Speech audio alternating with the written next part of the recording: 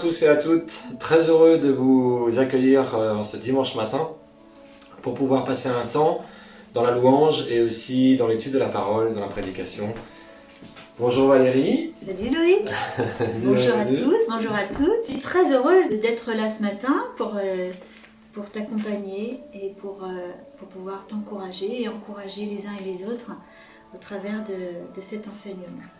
Merci Valérie, elle a travaillé sur un chant, elle a fait le choix d'un chant avant ce message qui est dans le psaume 139 que vous pourrez lire et méditer aussi et qui dit ceci à partir du verset 23: Sonde-moi, ô Dieu, et connais mon cœur, éprouve-moi et connais mes pensées, regarde si je suis sur une mauvaise voie et conduis-moi sur la voie de l'éternité. C'est à toi Valérie. Ok.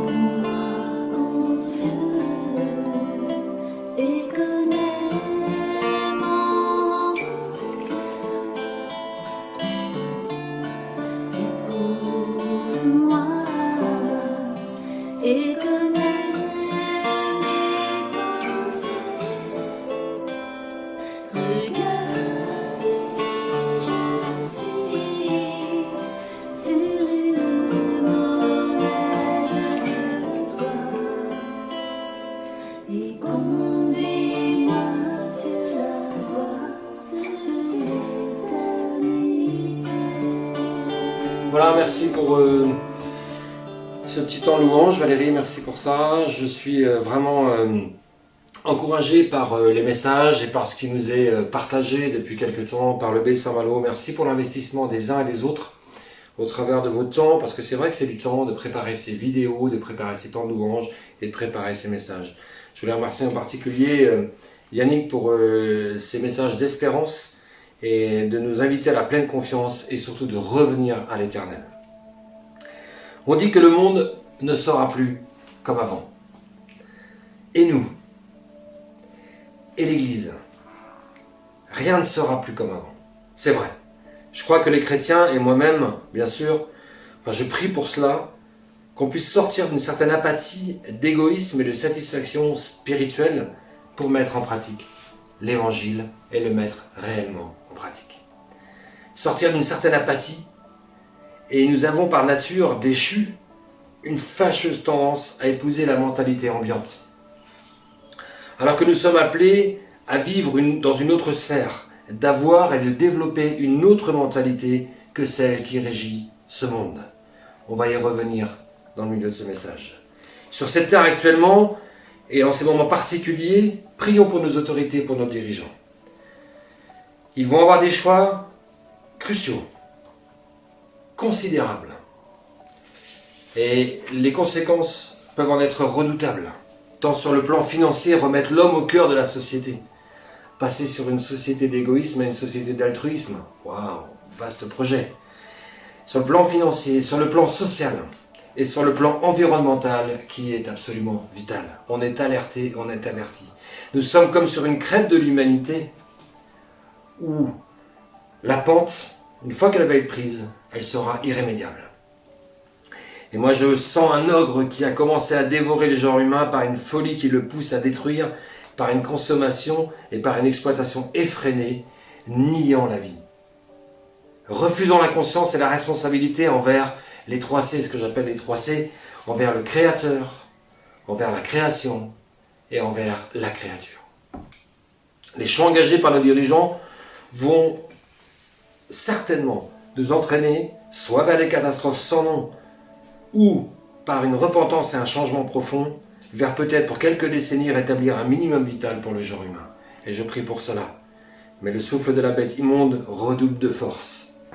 Prions. Le Seigneur veut sauver le plus grand nombre, je vous l'avais rappelé dans mon dernier message. Alors, dans ce temps, j'ai entendu un cri qui montait de l'enfer. J'ai entendu des prières qui montaient du fond de l'abîme.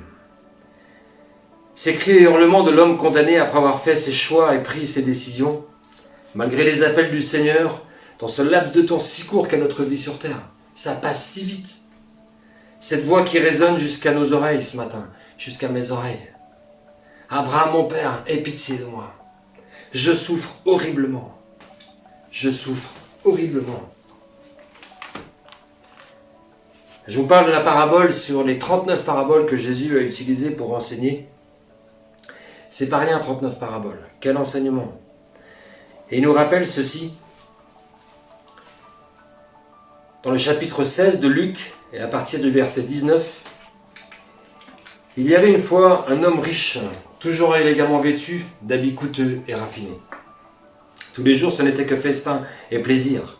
Un pauvre appelé Lazare vivait à ses côtés, couché devant la porte de sa villa. Son corps était couvert de plaies purulentes. Il aurait bien voulu calmer sa faim avec les miettes qui tombaient de la table du riche, mais personne ne lui en donnait. De plus, les chiens s'approchaient constamment de lui et venaient lécher ses plaies. Un jour, le pauvre mourut et les anges l'emportèrent au ciel, après d'Abraham. Le riche mourut à son tour, on lui fit de grandes funérailles. Du fond du séjour des morts, où il se ferait cruellement, il leva les yeux et aperçut de loin Abraham et Lazare tout à côté de lui. Alors il s'écria, et j'entends ce cri. « Abraham, mon père, aie pitié de moi. Envoie donc Lazare afin qu'il trempe le bout de son doigt dans l'eau qui me rafraîchisse la langue, car je souffre horriblement dans ces flammes. » C'est un rappel que l'enfer existe. Et ce ne sont pas des racontars pour des enfants. Jésus est parole de vérité, et ce qui nous traduit, c'est la vérité. Et s'il nous parle et qu'il nous avertit de cette façon-là, c'est que ces choses sont réelles. Nous avons dans cette parabole plusieurs enseignements nombreux. Moi je retiens quelques-unes, en particulier l'inégalité sociale dans toute sa splendeur. L'hédonisme dont jouit ce riche, vous savez, l'hédonisme, c'est un terme qu'on commence un petit peu à découvrir, qui veut dire ceci: la recherche du plaisir en fuyant la souffrance, en refusant l'effort. Ça, c'est une mentalité qui a été développée par notre société consumérisme, et le consumérisme à tout prix. Et il y a 3 prières, 3 supplications qui méritent toute notre attention. Ce matin, on va regarder la première, et on verra une autre vidéo que j'aurai l'occasion de vous faire, où je vous enseignerai la partie qui suivra. Alors je crois que ce texte nous est transmis pour nous avertir et saisir véritablement que l'enfer existe. La séparation, on peut constater dans cette parabole, que la séparation avec Dieu est définitive. Et non seulement elle est définitive, mais tous les cris et toutes les supplications ne peuvent plus avoir de réponse. Il ne peut avoir le secours de personne. C'est définitif et c'est éternel. Ô combien cette parole qui nous dit ceci, cherchez-le tant qu'il se trouve. Elle est importante. Ce qui n'a pas été changé sur cette terre ne peut être changé dans l'éternité.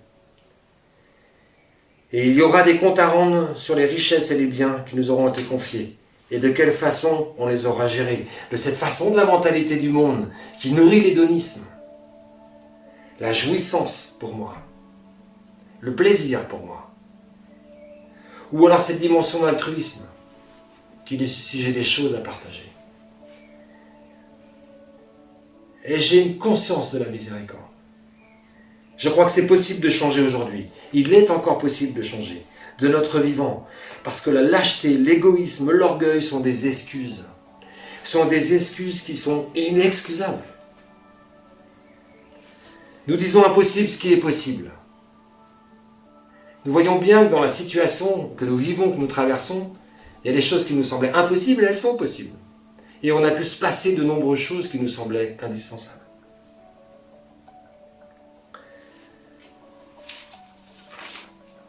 Lazare, qui ne s'exprime pas ni de son vivant terrestre, ni de son vivant céleste, nous parle aujourd'hui, me parle à moi. À toi qui écoutes et à tous ceux qui veulent entendre le cri de ceux qui souffrent sous la table de nos richesses. J'entends ces enfants qui, dans les mines en Afrique, en Asie ou en Amérique du Sud, ces femmes et ces hommes, courbés par le poids du labeur et de l'esclavage, pour extraire des minerais et des minéraux précieux, des métaux rares, pour orner les oreilles et les doigts de nos femmes d'Orient ou d'Occident. Combien meurent affamés, épuisés, à même le sol, pour que nous disposions de ces fameux minerais pour nos téléphones dernier cri, afin de parader avec ces joujoux haute technologie, haute folie, oui. Et les chiens finissent par manger les cadavres de ces pauvres ouvriers. Et ce n'est qu'un exemple parmi tant d'autres.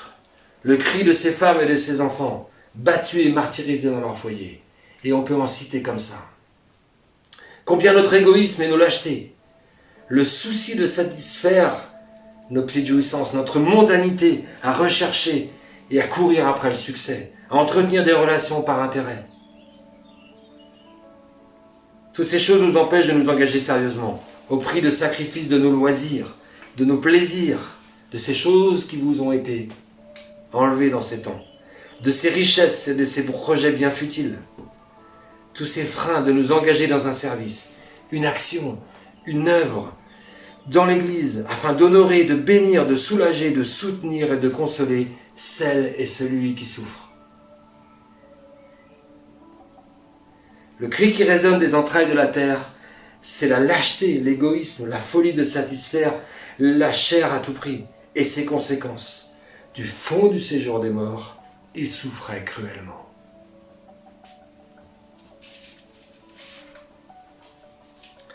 Aie pitié de moi, aie pitié de moi. Et toi, as-tu pitié de qui? Quel est ton Lazare? Qu'est-ce qui fait que tu refuses de t'engager? Mon enfant, souviens-toi que tu as eu beaucoup de bien durant ta vie. À celui qui a beaucoup reçu, il lui sera demandé beaucoup.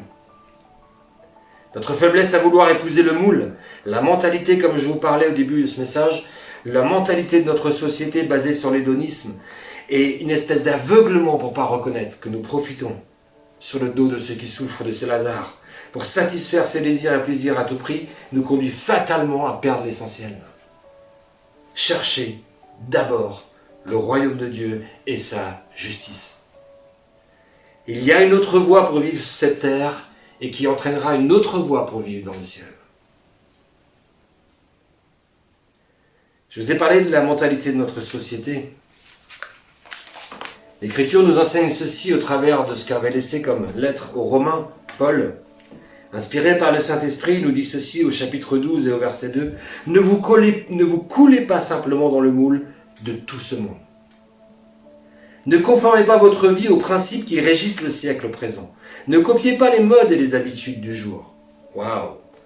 Laissez-vous plutôt, écoutez ceci, laissez-vous plutôt entièrement transformer par le renouvellement de votre mentalité.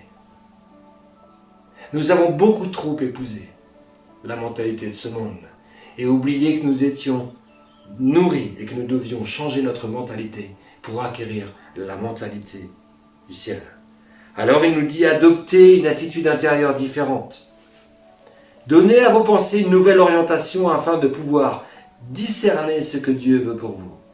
Ainsi vous serez capable de reconnaître ce qui est bon à ses yeux, ce qui lui plaît et qui vous conduit à une réelle maturité. Nous sommes appelés, si nous avons reconnu Jésus comme notre Sauveur et Seigneur, à changer de mentalité.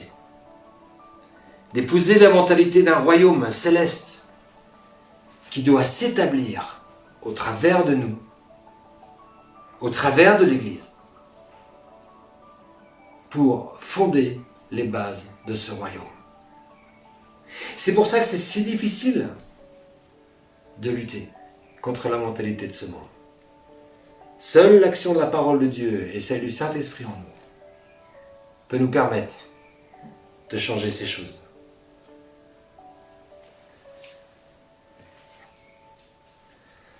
Par cette mentalité qui nourrit l'ego en écrasant avec folie, on retrouve les 3 C qui écrasent par folie la foi dans le Créateur, en détruisant la création et en abusant et méprisant la créature. La mentalité du ciel, celle qui reconnaît l'honneur qui est dû au Créateur,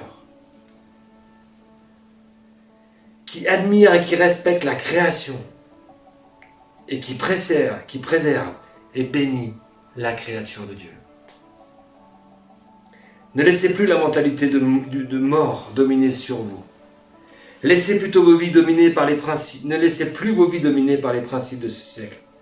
Mais laissez-vous transformer par le Saint-Esprit qui agit en tout et en tous. Il y a quelques années, un slogan avait été choisi par un parti politique et que je voudrais reprendre. Le changement, c'est maintenant. Comme je vous disais, je crois que nous sommes arrivés à une échéance de notre civilisation et c'est mondial. Le changement, c'est maintenant pour nos sociétés. Mais je suis convaincu que c'est aussi le changement pour nos églises. Et c'est aussi le changement pour nos vies. Si je vous dis ceci, est-ce que la parole l'enseigne? Si vous entendez sa voix, n'endurcissez pas vos cœurs. Changez et vous vivrez.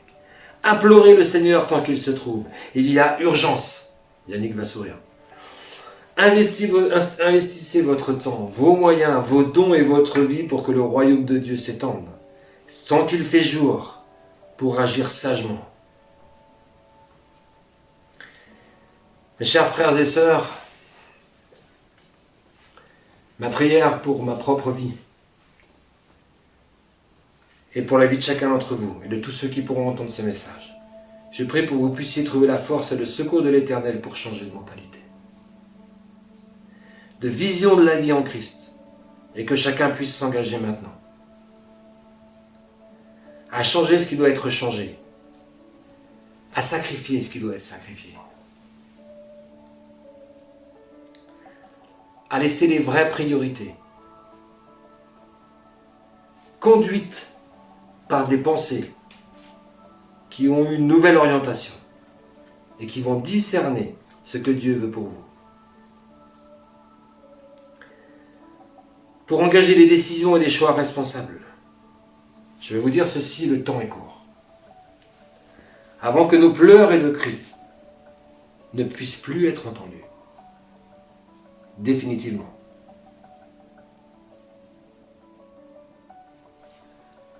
Voilà ce que je voulais vous partager. Alors on va se retrouver mardi certainement pour la suite de cette parabole. Vous pouvez retrouver sur la chaîne YouTube de l'Église différents messages inspirés. Et ne nous quittez pas tout de suite, Valérie va pouvoir aussi partager un chant qu'elle avait composé il y a une dizaine d'années maintenant, qui est de circonstance, vraiment, et qui dit ceci: tu mènes ta route comme tu veux. Alors je prie que la grâce et la paix du Seigneur vous accompagnent, vous bénissent dans les changements que vous devez et que je dois opérer. Amen.